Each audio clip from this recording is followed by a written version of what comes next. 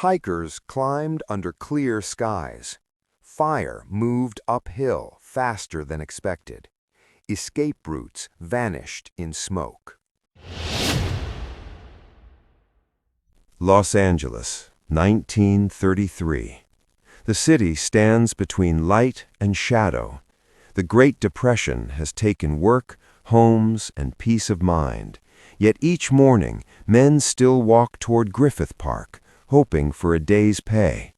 They come from crowded boarding houses, from small apartments near the rail lines. They carry shovels, gloves, and paper lunch bags. They wear old shoes, patched shirts, and quiet hope. Griffith Park spreads wide above the city, 1,000 acres of dry grass and dusty trees. The view from the ridge shows sunlight on the Los Angeles River, streetcars sliding past, and the faint shimmer of downtown towers. The air smells of dust and eucalyptus. Cicadas buzz in the heat. It is autumn in California, dry and bright. But under that light, the ground waits for fire. At the base of the park, men gather near a line of trucks. This is a relief project, paid by the city and federal aid.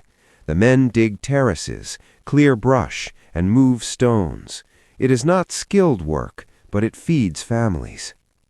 A foreman walks the rows, counting heads.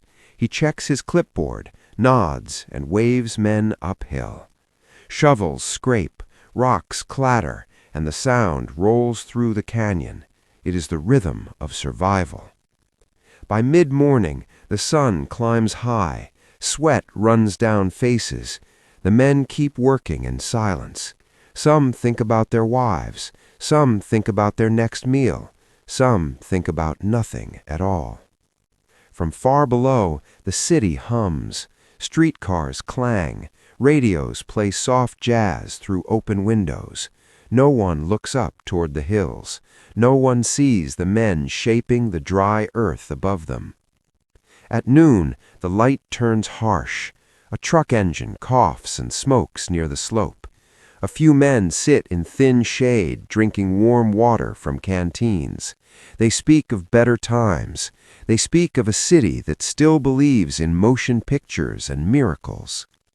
A short distance away, a worker burns a pile of brush. It is a small, controlled flame. The wind carries the smoke uphill, light and white. No one worries. Fires like this are common for clearing work. Still, the air feels strange. The breeze begins to change direction. The foreman looks up, sensing something, but the day feels too normal to question. The hills glow gold in the sun. Men move like dots across the slopes. Some whistle, some hum tunes from old dance halls. The narrator's voice slows. Everything looks ordinary. The wind, the hills, the thin line of smoke drifting across the sky. No one knows that history is about to begin here. The spark is already alive, unseen among the dry weeds.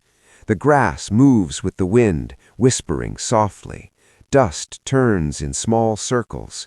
The work continues, and somewhere in that quiet golden hour, the hills of Los Angeles begin to hold their breath.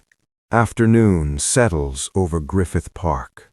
The sun leans west, burning pale gold across the hills. The air grows heavy and still. Dust hangs above the work lines. Shovels lift, drop, and echo in rhythm. Among the workers is Frank, 23, a relief laborer from Pasadena. He digs quietly, grateful for work after months of hunger. His shirt sticks to his back, his hands raw from the handles. He looks toward the ridge where the heat dances over the grass. It is 2 o'clock. The men are tired. They have worked since morning with little rest. A foreman calls for one last push before break. The wind feels different now, dry and restless. Down near Riverside Drive, a truck backfires. Its muffler spits a spark into the grass. The sound is small, lost under the noise of shuttles. But the spark glows. It lands in a patch of weeds and waits. Nearby, a worker burns another pile of brush. Flames curl and crack. He beats the edge with a shovel to keep it contained, but the wind carries bits of ash uphill. A few men glance at the smoke, then return to work. The park is quiet, except for their voices. Orders travel unevenly through the heat. No one sees how fast the flame is spreading. A single gust bends the grass, feeding air into the fire. Orange tongues leap along the ground. Someone shouts. At first, no one reacts. Then they see it, a line of fire moving up the slope. It grows too fast to chase. The men grab shovels and sacks, running toward the smoke. They try to beat the flames down. They stamp and throw dirt. But the wind shifts again. The fire turns on them, sharp and alive. It roars like a train in the canyon. The foreman waves his arms, shouting for help. His voice is lost in the sound. The workers scatter, trying to cut a line ahead of the fire. They have no plan, no radio, no hose, only dirt, sweat, and will. Down below, a few city workers see the smoke. It rises fast, gray against the sun. They call the park office. Phones ring, but confusion slows the message. By the time help is sent, the blaze has doubled in size. The narrator's voice slows. In less than 10 minutes, a spark has become a storm. Men run through dust and heat, their shirts black with ash. Some shout orders that no one hears. The air burns their lungs. A wall of flame climbs the ridge. The wind drives it forward, snapping dry branches like paper. The men fight anyway. They swing shovels, throw dirt, tear off their coats to smother the fire. For every spot they crush, 2 more ignite. The sky darkens. Ash falls like snow. The hillside hums with heat. The fire is alive now, moving with purpose. Frank looks up and sees the ridge glowing like the sun. He takes one last breath of clear air before the smoke swallows him whole. The narrator pauses. It began with one spark. Now the fire has found its breath, and Griffith Park, golden only an hour ago, turns red and black beneath the afternoon sun. The fire climbs fast. It spreads up the dry ridge like breath on paper. Men shout to one another, their words lost in the roar. The heat folds the air, turning daylight into a shimmering haze.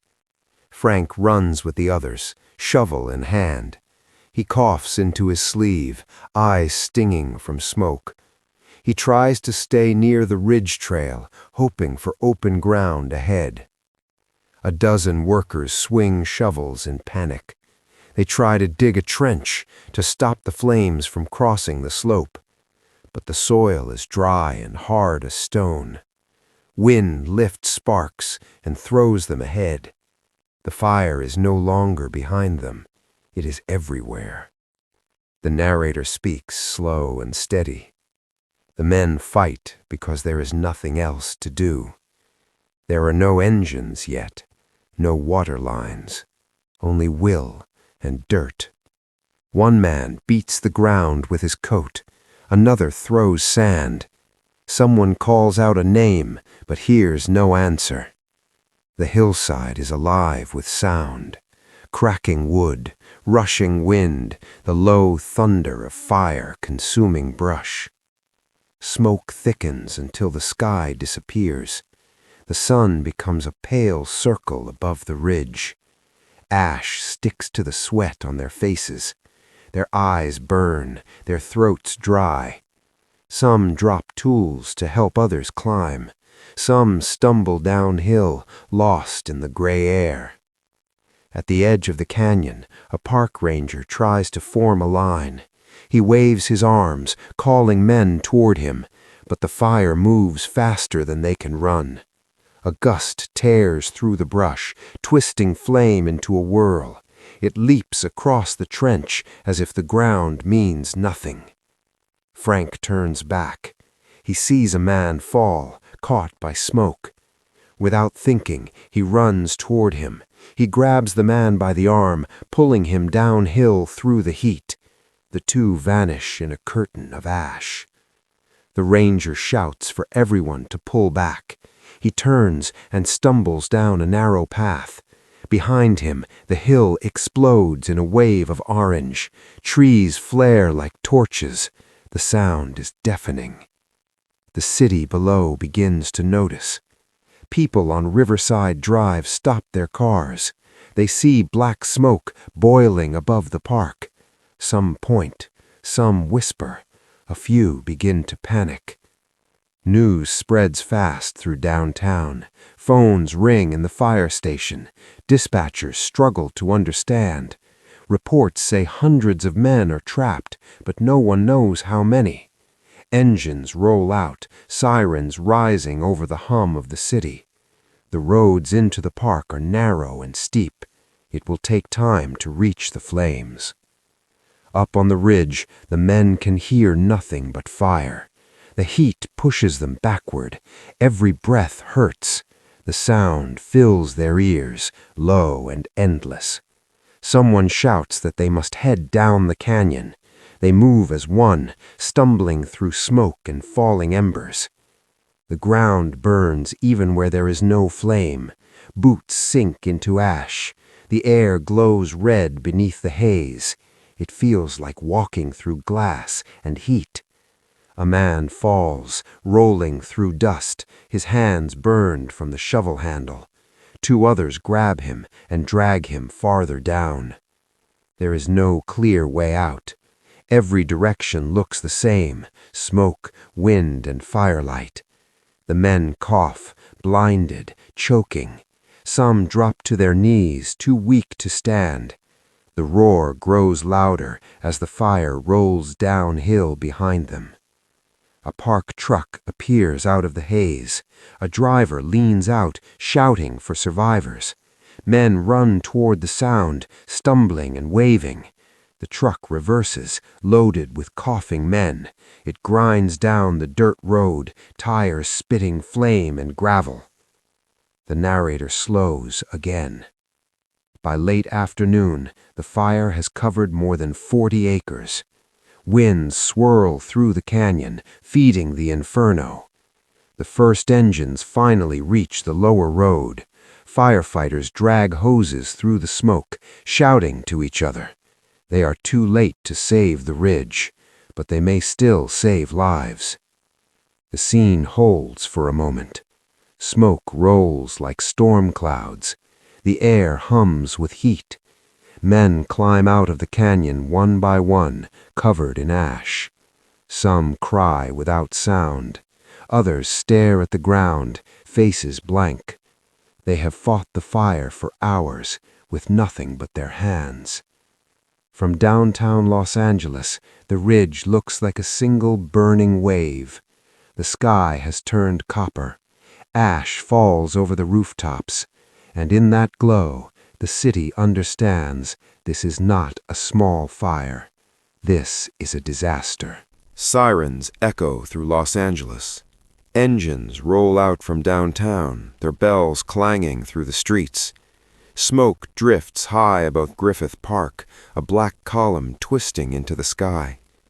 People step onto sidewalks, pointing at the hills. The city senses something terrible has begun. At the park entrance, the first fire trucks arrive. The crews jump out, staring at the ridge in disbelief. Flames move like a living wall, orange and white against the brown slopes. The air smells of resin, dust, and fear. The firefighters shout orders, but the wind carries their voices away. They stretch hoses along the dirt road, but pressure is weak. Water sprays in thin arcs, lost in the heat. More engines arrive, their tires sinking into soft ground. Men unroll lines, connect couplings, and vanish into smoke. Up the ridge, hundreds of workers are trapped. The relief crew had no radios, no maps, no training. They scatter in every direction, searching for escape. Some run downhill toward the zoo. Others climb higher, thinking the fire will pass below. It does not. The narrator's voice softens. No one had seen a fire move this fast.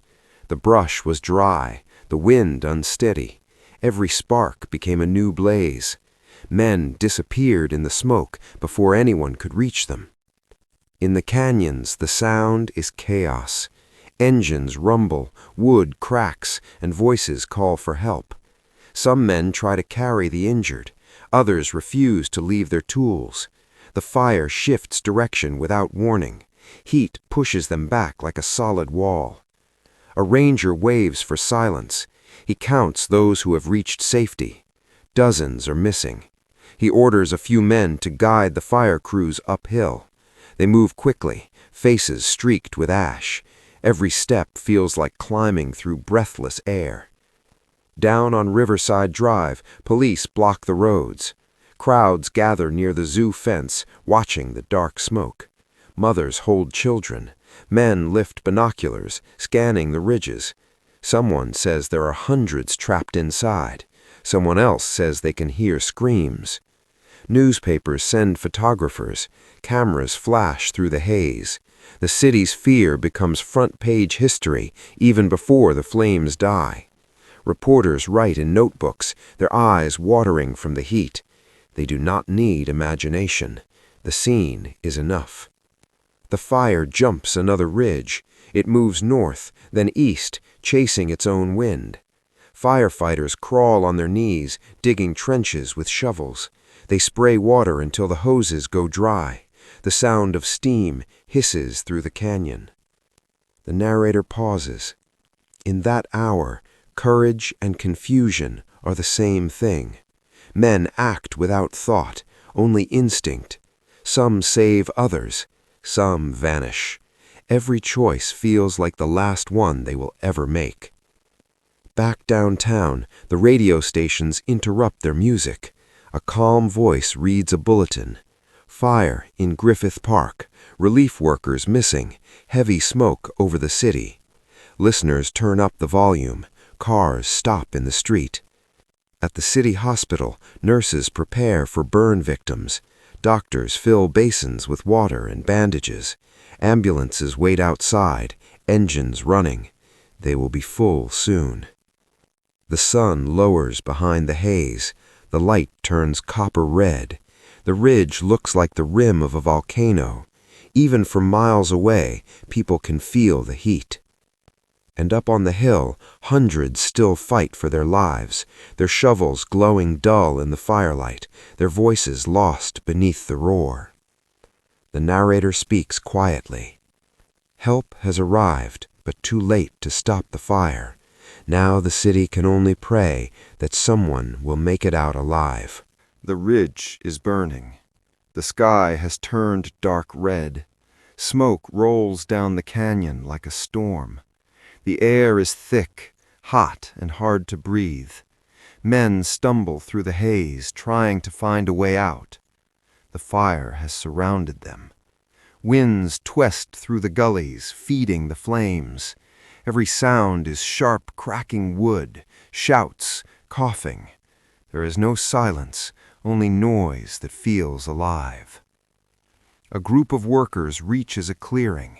They drop to their knees, gasping for air. The ground glows with heat. A man tries to dig a trench, but the shovel handle burns his hands. He cries out, then stands again, desperate to keep moving. Others call for help. The smoke hides faces, hides direction. They shout names, but the fire answers louder. Someone trips and does not get up. Another man turns back to help, disappearing into the orange fog. The narrator's voice slows. For a few minutes, chaos becomes silence. Flames hiss low, almost gentle, as if catching breath. Then the wind returns. A wave of fire sweeps over the ridge. In seconds, it erases everything. The park ranger down below sees it happen. He yells for the crews to retreat. Engines reverse. Men jump clear of the roads. The hillside glows white in the center, turning to pure flame. A roar like thunder rolls through the canyon. Some of the trapped men try to climb toward open sky. They use sticks and bare hands, crawling uphill through burning grass. Heat blinds them. The air shimmers, a curtain of gold and red. One by one, they collapse. Some reach the crest and fall over the other side. Some never rise again. Down near the zoo, trucks line the road. Ambulances wait for survivors. Volunteers carry stretchers made of coats and shovels. Doctors stand ready with bandages and morphine. The city's heart beats faster than ever before. A fire captain grabs the phone at the command post. His voice shakes. He reports that men are missing by the dozens. He asks for more crews, more water, anything that can help. The line goes dead as the power flickers. The scene turns surreal. Ash falls like gray snow over the cars. Flames climb trees taller than houses. Birds fly in circles, lost in the smoke. The wind howls through broken branches. The narrator pauses. No one had planned for this. These were not soldiers or trained rescuers. They were laborers who came for a paycheck. Now they were fighting nature itself. A young man stumbles out of the canyon. His clothes are burned. His voice is gone. He looks behind him and whispers that others are still up there. Firefighters run past him, vanishing into the heat. Hours pass like minutes. Engines pump water until their tanks dry dry. Crews rotate in and out, faces black with soot. Reporters gather near the command post, taking notes in silence. The city waits for word, but no one knows what to say. By early evening, the fire begins to slow. The wind drops. The hills flicker with dull embers instead of flame. The light turns from red to gray. Men move carefully through the ruins, searching. They find shovels melted into the ground. They find footprints that end suddenly in ash. One rescuer removes his helmet and lowers his head. Another walks away, unable to speak. There are no words for what they see. Down in the park, stretchers line the road. Doctors move from one to another, checking pulses. A priest kneels by the wounded, offering quiet prayers. Some men wake and ask for water. Others do not move at all. The narrator's voice softens again. By nightfall, the fire has taken the hill. The cost is measured not in acres, but in lives. Los Angeles stands in shock, watching the glow fade behind the horizon. The city's lights flicker on below the smoke. Sirens echo faintly, then fade. Above the quiet streets, the ridge still burns in memory. It is the night when courage met chaos, and when the fire finally stopped moving, it left silence that would last for years.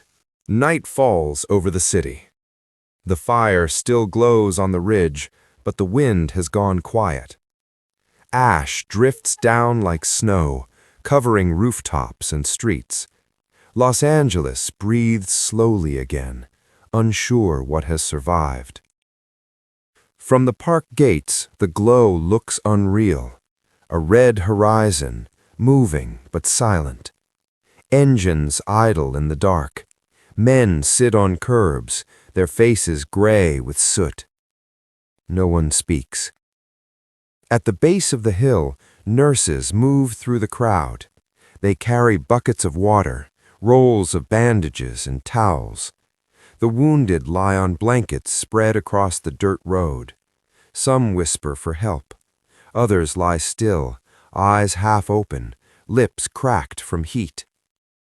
A priest kneels beside them. His voice is low, steady, and lost under the hum of engines. Firefighters pass stretchers from hand to hand. Doctors work under lantern light, their shadows stretching across the road. The smell of smoke and burned cloth fills the air. The narrator speaks softly. This is what the fire has left behind. Men covered in ash, tools scattered in the dust, a silence too heavy for words. In the distance, the city's lights shimmer through the haze. Downtown is still awake. People stand on balconies staring at the red sky. They do not know the numbers yet, only that something terrible has happened. Inside the park, search teams move uphill. Their lamps flicker against the blackened ground. They look for survivors. They look for friends. Every step sends ash swirling into the air. One firefighter stops to rest. He sits on a rock holding his helmet in both hands. His gloves are burned through. He looks at the hillside and shakes his head. The ground is warm under his boots. Radio voices crackle over the static.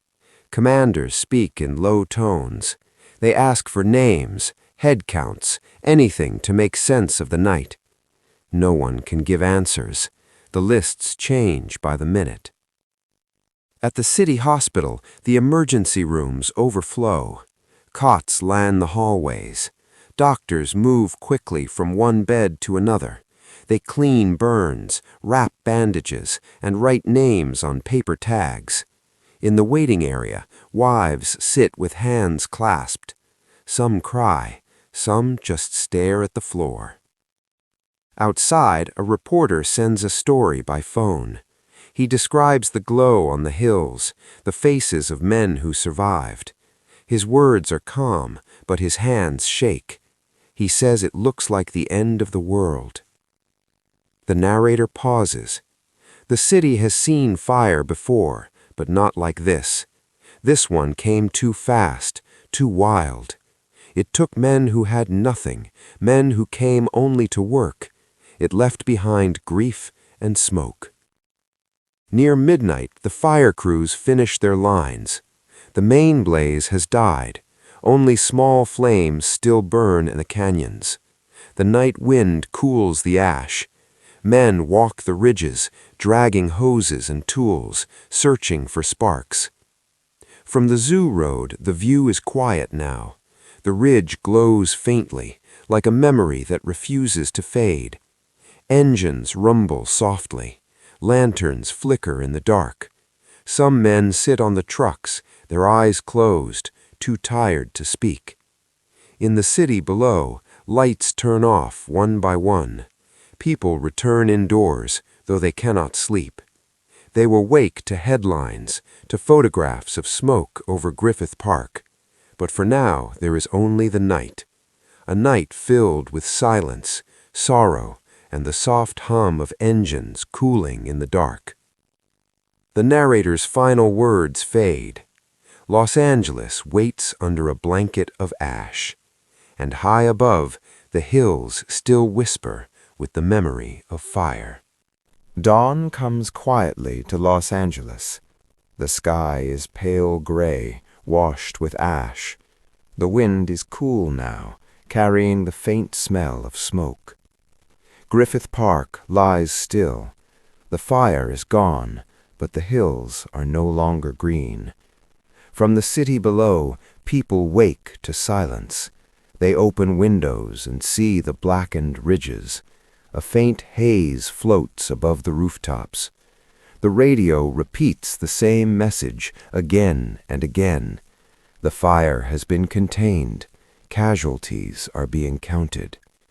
At the park gates, firefighters stand in a line. Their faces are hollow with exhaustion. Some hold helmets against their chests. Some simply stare at the ground. The wind stirs dust across the road. The narrator's voice is calm.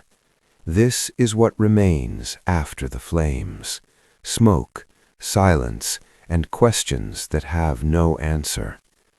Search teams climb the slopes. They move slowly, scanning the ground.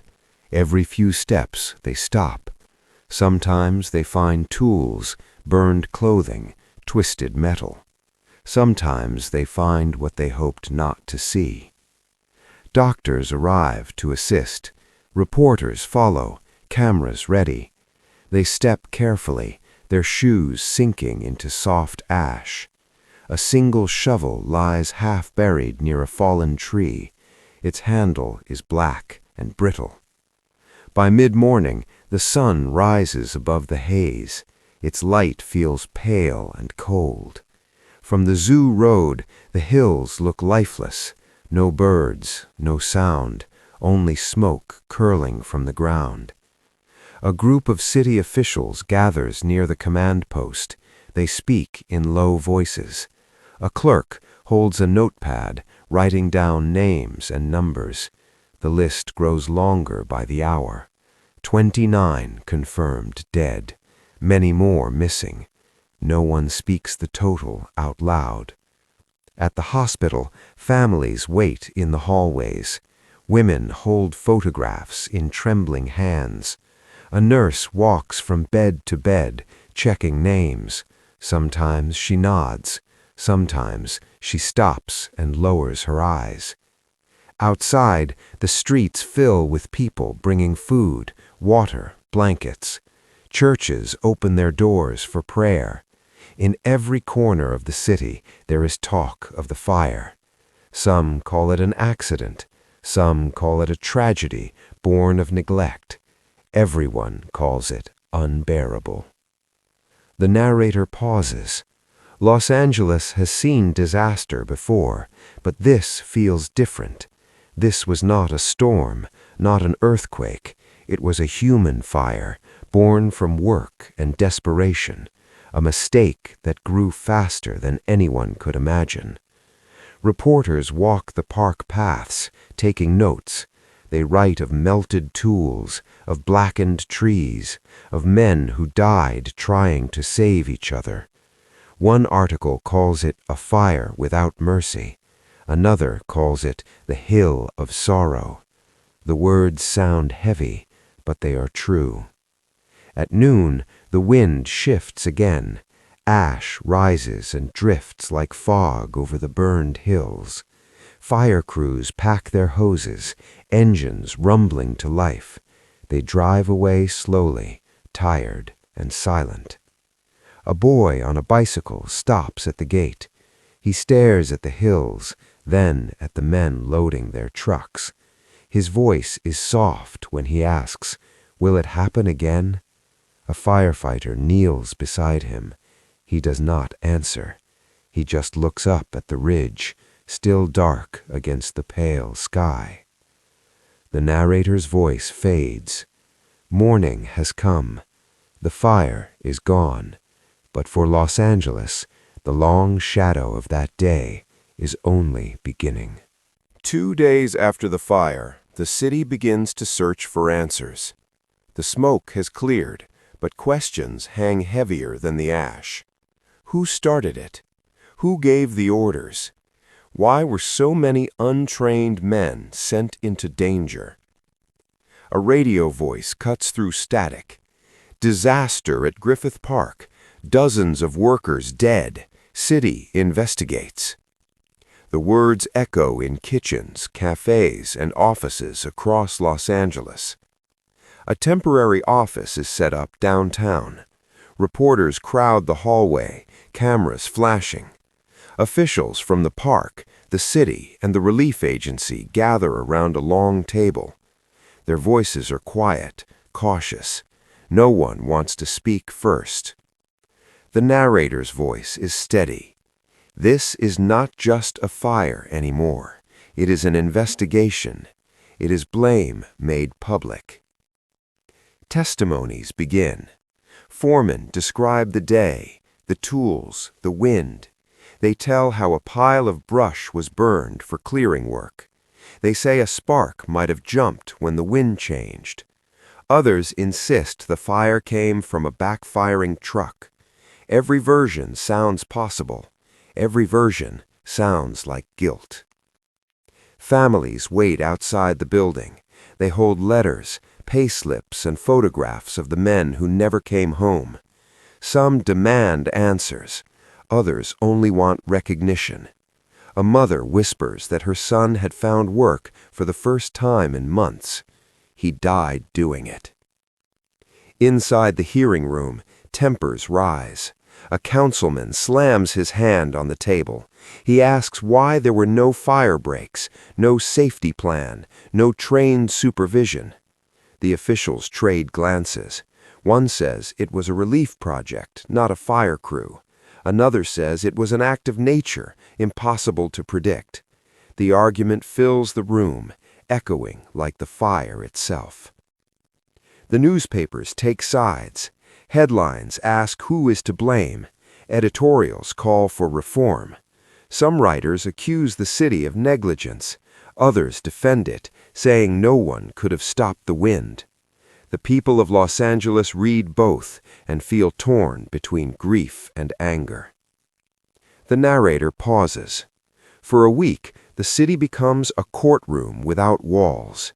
Every cafe, every street corner, every home has an opinion. Justice feels far away, but mourning is close. A few witnesses come forward. They describe workers with wet sacks and shovels trying to fight the blaze before help arrived. They speak of courage that no order could command. The hearing room grows quiet. Even the officials lower their eyes. The tragedy is bigger than anyone in the room. After long days of questioning, the inquiry closes. The final report lists causes, but no villains. It calls the fire an accident born from drought, wind, and human effort gone wrong. It recommends better coordination, more training, and safety for all city projects. The words are formal, but behind them is sorrow. The narrator's tone softens. The fire took lives, but it also exposed truth.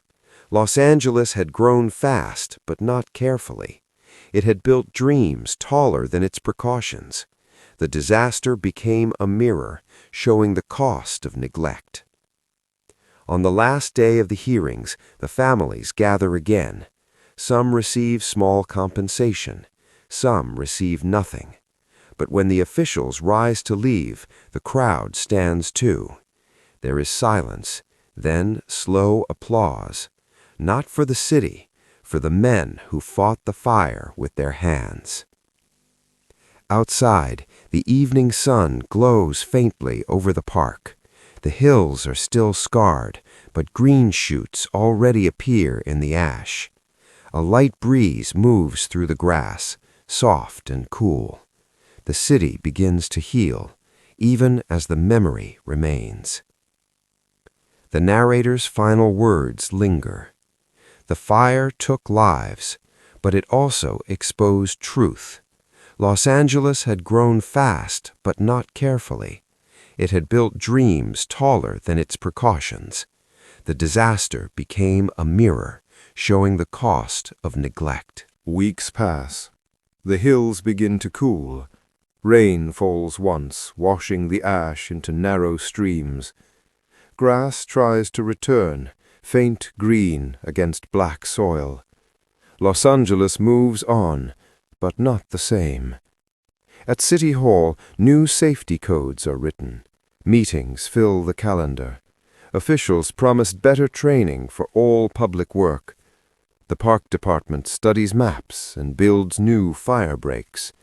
The city wants to learn from what it lost. The narrator's voice is calm. Tragedy becomes lesson. Loss becomes warning. Across the city, men who once worked at the park find new jobs. Some drive trucks, some repair streets, some never work again. When asked, they still talk about the day the fire burned. A former foreman visits the site. He stands among the black stumps and dry gullies. The air smells of earth, not smoke now. He bends to pick up a piece of metal, the shape of a shovel head. He turns it in his hands, quiet for a long time. Schools hold assemblies about fire safety. Teachers tell students how fast wind can turn smoke into flame. Children listen, wide-eyed. Some know their fathers were there that day. They do not forget. The newspapers print fewer stories now. The city's attention drifts to other worries. But in quiet moments, the fire returns to memory. When wind blows from the east and the air turns dry, people glance at the hills and remember. The narrator pauses. Every city keeps its scars. Griffith Park holds this one like a secret in the soil. Visitors walk the trails unaware of what lies beneath. But for those who know, every burned tree, every stone is part of a story that never left. A plaque is placed near the old worksite. Simple words carved in metal. No names, no speeches, just a sentence about courage and loss. People stop to read it and move on, leaving footprints in the dust. In the years that follow, the park heals slowly. Eucalyptus trees return. Wildflowers bloom in spring. Birds nest in the canyons again. The fire's path fades into memory, but its shadow stays in the minds of those who came after. The city grows taller. New buildings rise downtown. Highways cut across the valley. Los Angeles becomes a symbol of motion and ambition. But deep within that motion, the lesson of 1933 remains. Progress without care invites fire. A reporter writes on the 10th anniversary. He calls it the fire that built awareness. He says every safety drill, every inspection, every training session for city workers began here. The article ends with a single line. Out of ash, discipline was born. The narrator's tone softens. The story of Griffith Park is not only about fire. It is about people who faced it and the city that learned from them. At sunset, the park glows gold again. Families walk along the trails. Children run between the trees. They laugh in the same wind that once carried smoke. They do not know it, but the ground beneath them remembers. The voice fades slowly. Fire teaches in silence. It burns, it destroys, but it also reminds.